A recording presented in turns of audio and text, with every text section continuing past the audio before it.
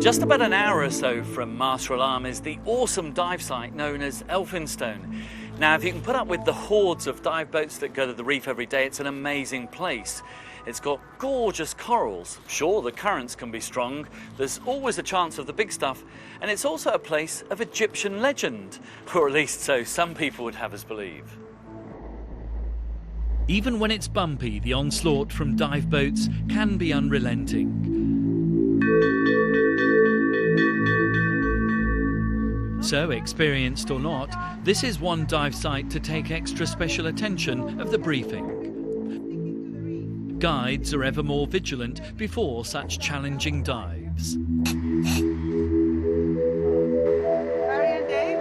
Diving is becoming more and more technical, not only with the increasing popularity of rebreathers, but also the use of nitrox, an enhanced oxygen supply which significantly reduces the chances of the bends. By any standards, Elphinstone is not for beginners.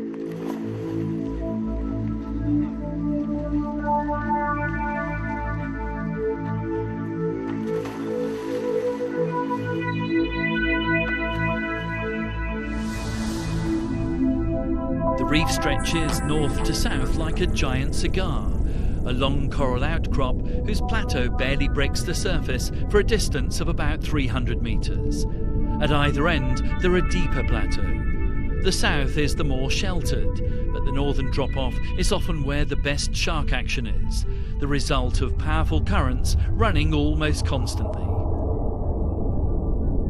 Since our first dive is intended to clear up the mystery of this so-called legend, we will head to a small cave at about 55 metres. Here lies the suspicious-looking shape at the heart of this Red Sea mythology.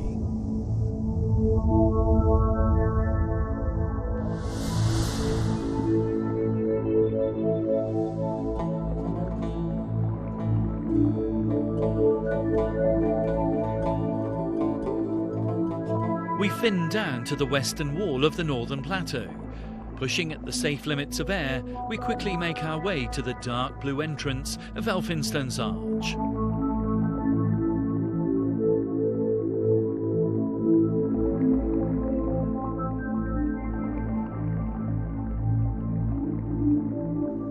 It's here that our dive party passes over what appears to be a large rectangular stone formation covered in centuries of coral growth. This is what all the fuss is about. Over the years, it's become a part of Red Sea folklore, even described as a sarcophagus containing the body of an unknown pharaoh.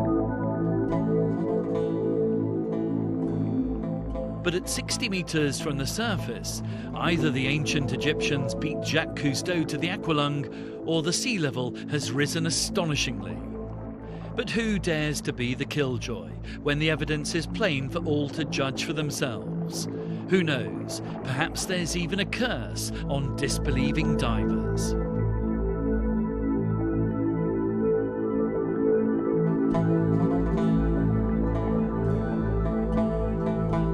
Whatever the truth, Elphinstone's dramatic reefs and walls establish her among the best dive sites in the Red Sea.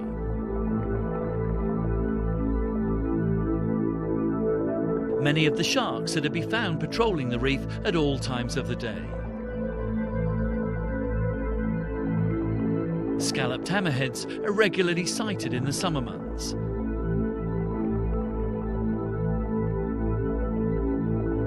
Grey reef sharks have also made this their home.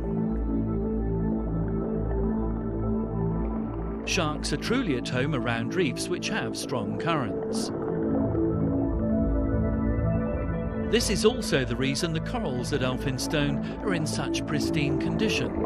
The constant flow of water and food helping to maintain the reef despite the large volume of diver traffic.